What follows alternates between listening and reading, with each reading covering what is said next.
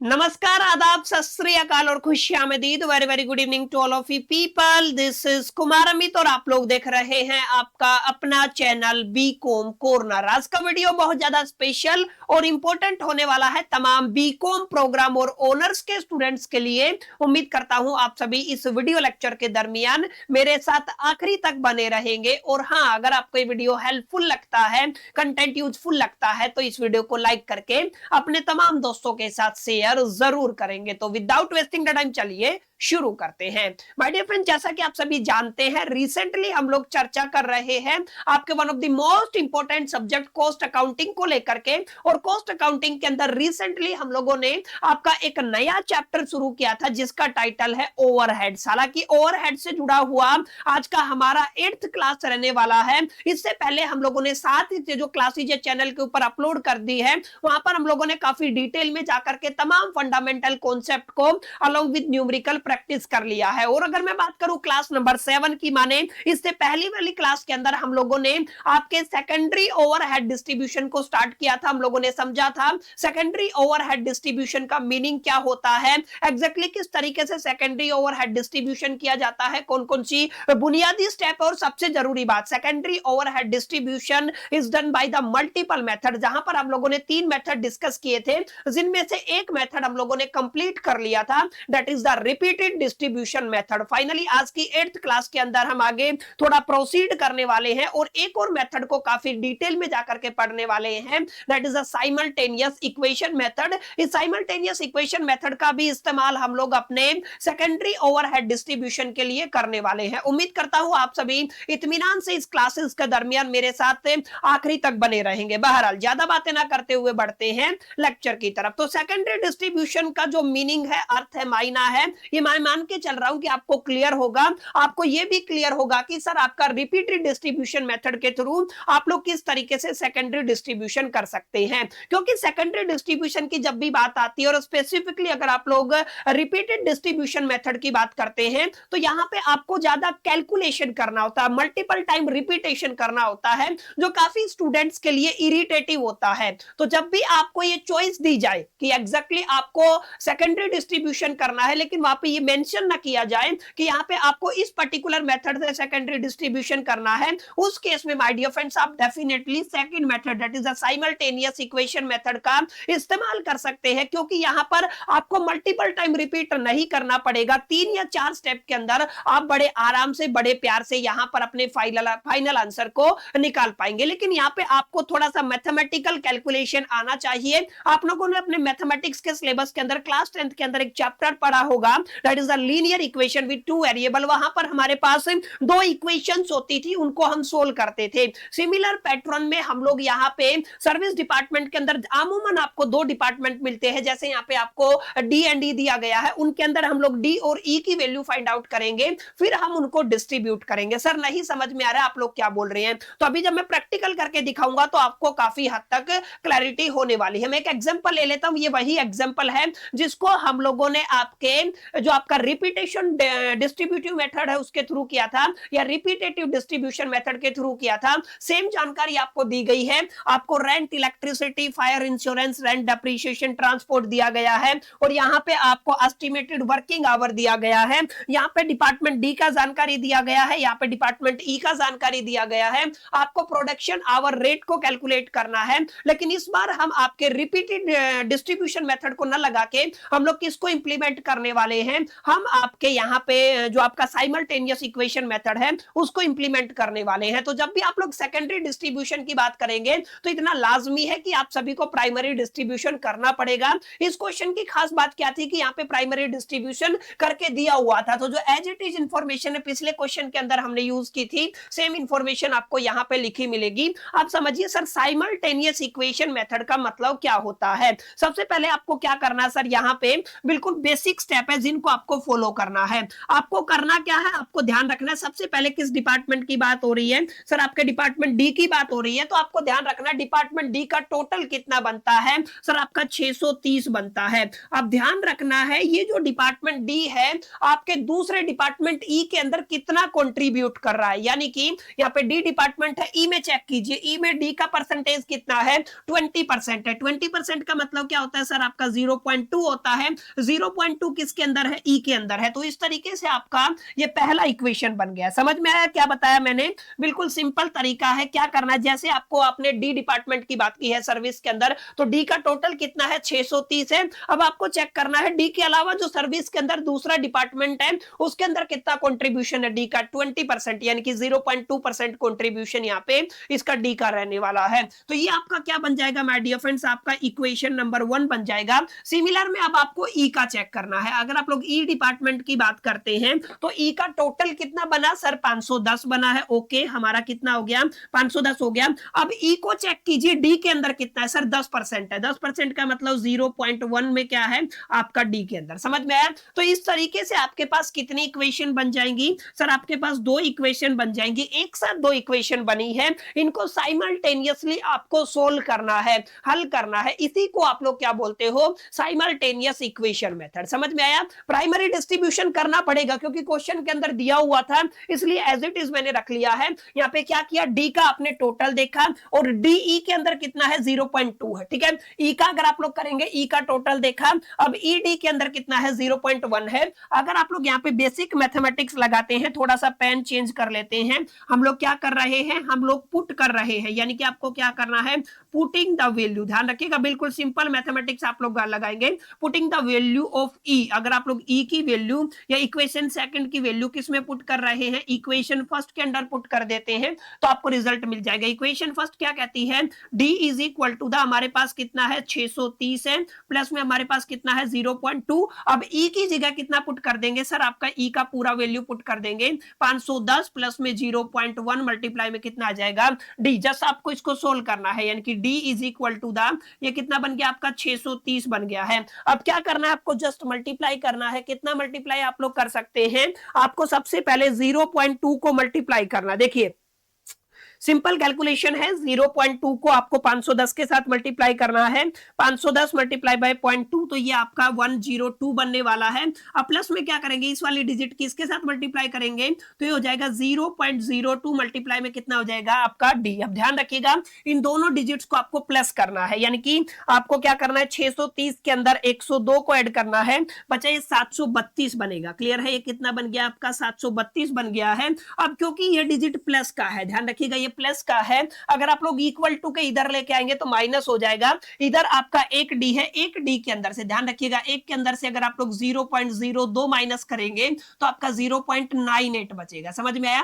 यानी कि अगर आप लोग लेफ्ट के अंदर आते हैं तो आपको क्या बचता है, 0.98 डी बचता है। अगर आप लोग डी की वैल्यू फाइंड आउट करना चाहते हैं, मल्टीप्लाई वाली टर्म इधर आएगी तो किस में चली जाएगी, डिवाइड में चली जाएगी। यानी आप लोग क्या कह सकते हैं सर, आप लोग कह सकते हैं D is equal to the 732 divide में आप लोग कितना कर देंगे, आप लोग 0.98 कर देंगे। जो भी आंसर आएगा वो आपका आंसर होगा। यानी कि हमें कि इसको 0.98 से डिवाइड करना है, 746.9 आ रहा है, राउंड फिगर में 747 कर ले।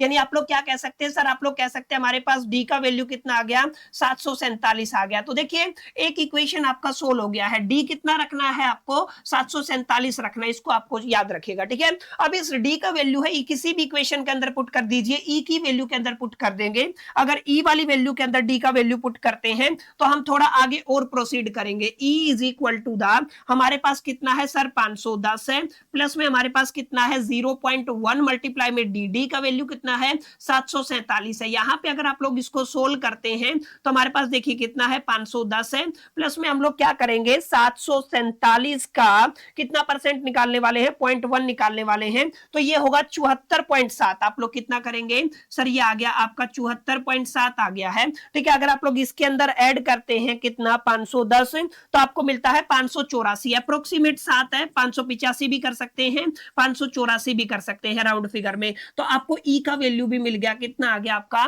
584। समझ में आया? दोबारा समझिए मैंने क्या बात कही है। सर ये दोनों जो आपको चीजें दी गई है ना, मैं थोड़ा सा स्लाइड चेंज कर लेता हूं ताकि यहां पे मैं आपको अच्छे से समझा पाऊं। देखिए मैंने बताया साइमल्टेनियस इक्वेशन बनाना है। साइमल्टेनियस इक्वेशन कैसे बनाते हैं? जिस भी वेरिएबल के अंदर आप लोग बनाना चाहते हैं उसको पकड़ लीजिए। डी को अगर आप लोग पकड़ते हैं तो जब आप लोग प्राइमरी डिस्ट्रीब्यूशन कर लेंगे तो ये चेक कीजिए डी का टोटल कितना आ रहा है, 630 आ रहा है। ठीक है, तो आपने क्या किया सर, 630 कर दिया।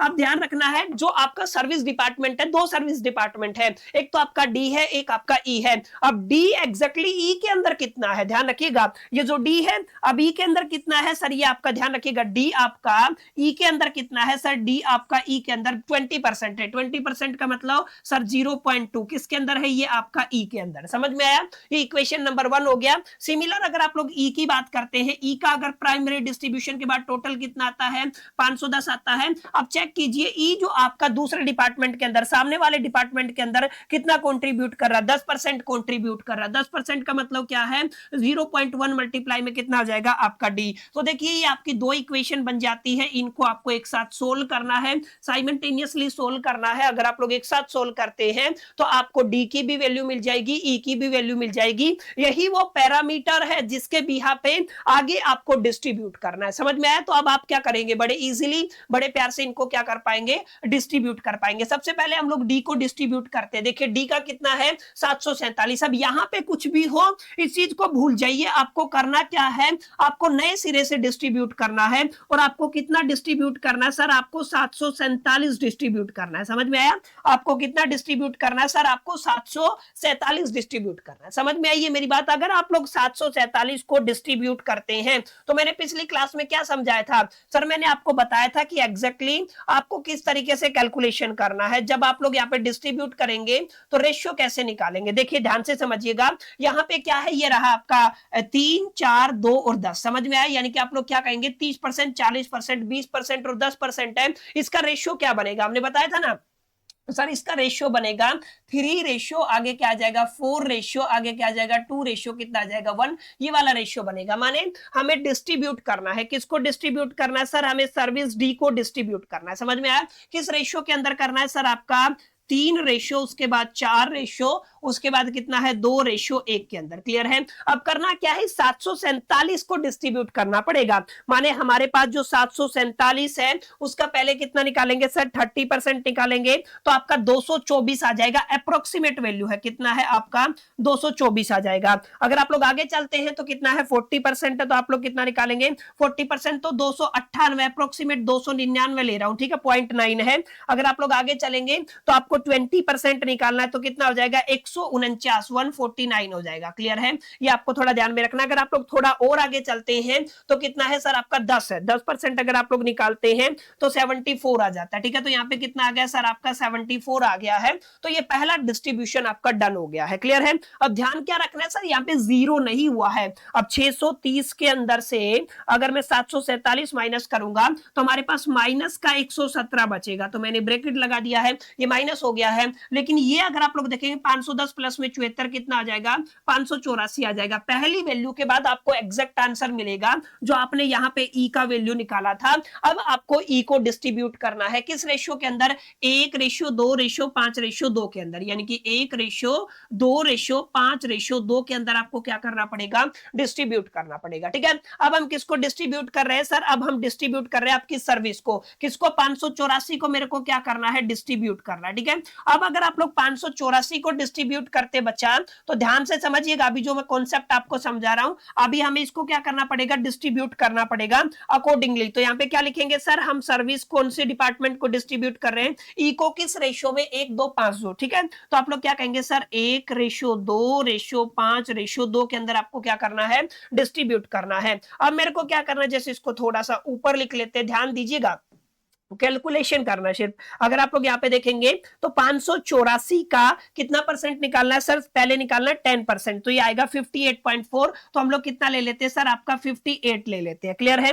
अब 10% के बाद कितना निकालना है, 20% निकालना है, 116.8, इसको मैं राउंड फिगर में 117 कर लेता हूं। ठीक है। अगर आप लोग यहाँ पे देखेंगे आगे कितना निकालना है सर, 50% निकालना है, 292 आ जाएगा। ओके सर, ये कितना आ गया आपका, 292 आ गया है।